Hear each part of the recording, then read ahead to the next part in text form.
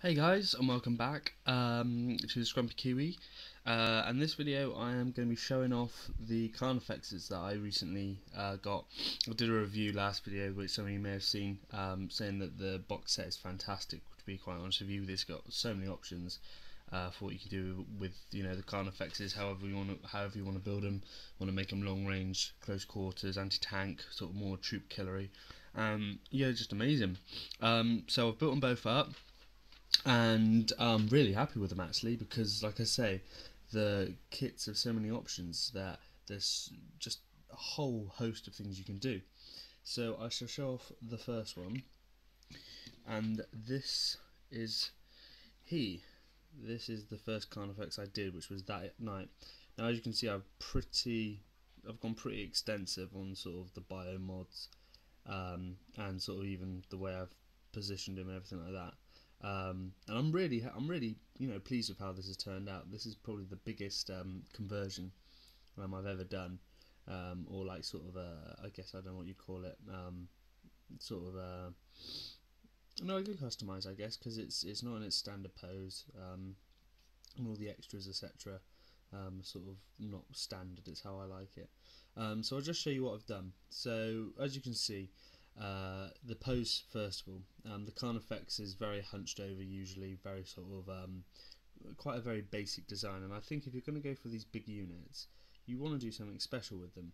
So what I've done is I've cut out under here in the leg area here, I've cut this socket which just slot nicely straight into. I've cut that out, filed it down, and then filled that gap in with some filler, and then I've repositioned the leg so it's standing up on this sort of hilltop. I've then gone and at the back here, which was probably the riskiest bit, I've warmed up the tail enough, you can probably see the marks there, and actually bent the tail round so that the tail's got this more sort of serpentine look to it. This base is there's clay underneath this and then it's filler on top, which gives it this nice texture. The claws and everything, of course, are standard, that's how it comes with. But as for the rest of it, I've basically covered it in spikes, and I've gone for the spore cluster back carapace sort of thing, because I want this. Both of my Carnifexes are going to be anti-tank, very heavy anti-tank sort of killers, but I just wanted to make them both look individual, like perhaps they become more specialised in certain fields. So this one is he's got the bioacid biomorph there. It's got this cool little head crest thing. I don't know if that actually serves a purpose. I can't find anything in the rules for it, but I just thought it looked quite cool, some sort of like ornate marking. I've given the spikes. I've put one under here on the chin. I've also put one here, arcing up here. Now I don't know, strategically whether or not having a spike jutting into the bottom of your chin is a clever idea, but I think it looks cool. He's got the little upgrades on the claws to make them toxic, and he's got some on his legs to give him adrenal glands. As for these spikes in here, I've had to cut them away because the angle he's at, the claws are a lot more, the arms are facing a lot more down. I've had to cut away inside here, even a bit of the carapace you can see there's a bit of dirt work to it. All these sort of spiky shoulder pad bits, they've had to be cut away inside there so they slot in, and then the gap is hidden by the rest of the carapace. I've used filler for any gaps because that's sort of make this look sort of like a bit like sort of like the sort of growths you'd find on a crustacean, and I sort of think bizarrely, even though it's they're sort of meant to be dinosaurs in space or bugs in space, kind of remind me of crabs, and the way crabs sort of get all sort of stuff growing on them. These figures here, you've got this very unfortunate chap down here who's been sort of sliced apart. This chap up here who's been melted with bioacid, and then round here you've got this other chap who's suffered a similar fate of being melted with bioacid. That's all just been used. I've just been using lighters and scalpels to get that effect. But these are from. They are from Heresy Miniatures. No, that doesn't sound right. They're from a company. They're from. I did a review at the beginning of the channel. There's a review for these guys, and I will try and remember, but I cannot at the moment. But yeah, I've basically used those. So they're not GW figures, but I basically thought that there are lots of planets in the Imperium. Maybe these guys are sort of splinter settlers of the original Fenrisian settlers for Fenris, where the Space Wolves originate. And perhaps they took some of that culture with them and went to another planet.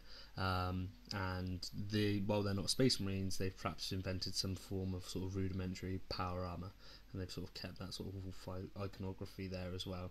And unfortunately, they've fallen prey to the Tyranids. So yeah, that's my first Carnifex. I think I called him Spiky, for lack of a better name. So yeah, that's Spiky.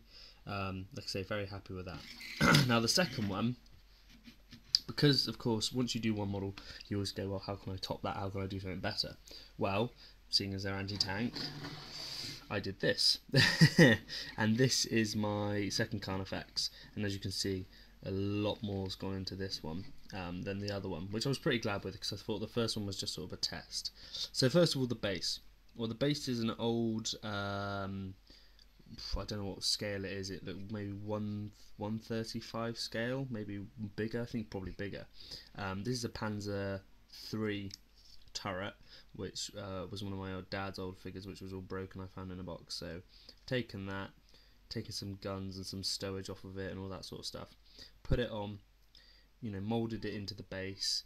I've melted the barrel and bent it all around again to make it look like the Carnifex has just been slathering it in bioacid and it's bent it all round. I've then, more stowage here, an arm, track. These wires are from some headphones I had which broke, so I just pulled those apart. So more stowage in there. Then, I'm not sure if the camera's going a bit blurry occasionally. Where the foot is, resting for this foot here where my thumb is, this is the stump, or it's going to be the stump of an unfortunate soldier seen up here in the mouth, and this is going to be his little spinal column poking out, so that's going to be all covered in lovely blood for the blood god red. So yeah, same sort of thing. Bent the tail. I like the tails, they're nice, but they just need a bit of movement in them. I like the idea of making them serpentine. This one warped a bit more than the other one. I think I rushed it a bit, but it kind of has this unnerving, pulsating quality to it now, which I quite like. On the back, I went for some spine ridges. I thought that'd be quite cool. The head crest, I've moved naturally from the head and put it here. I like the idea that perhaps the Tyranids are realising that the Imperium and some of the other races of the 41st millennium have some big guns. So the Tyranids are perhaps experimenting with some sort of biomagnetic sort of shielding, not shielding, but some sort of field they can generate around the bigger Tyranids, which perhaps takes the brunt of a hit a bit better. Not going to add anything in game, of course, but it's just to tell a bit of a story. I've attached, but I think this is the Norn crown. I've just attached it there because it's like this brain thing. It just looks a bit sort of gross and creepy. Some spikes here. Put the spikes here. He's got the tusk. I wanted to make it sort of like this bull sort of style Tyranid. So yeah, it's got the spore clusters again on the back, but those are spent. They've all fired off, and I thought it was quite cool because they either look like it's taken hits, or it's just fired them off. Either way, either or.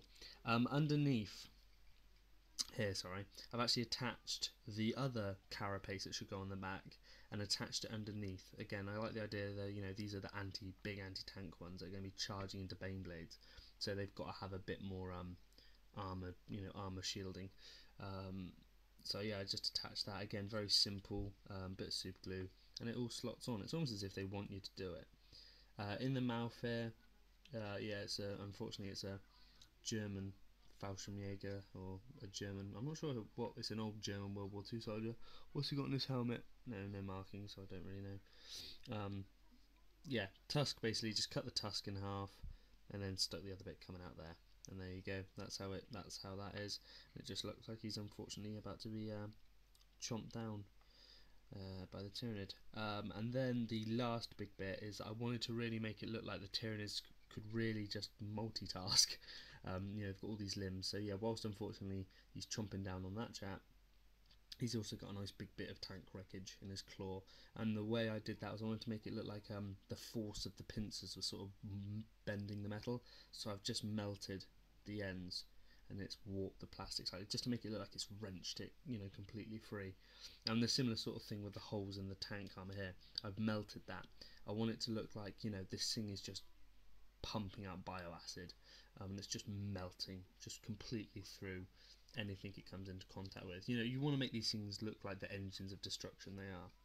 So yeah, that is it. That's my two Carnifexes, the two sort of bigger projects I've been working on this week.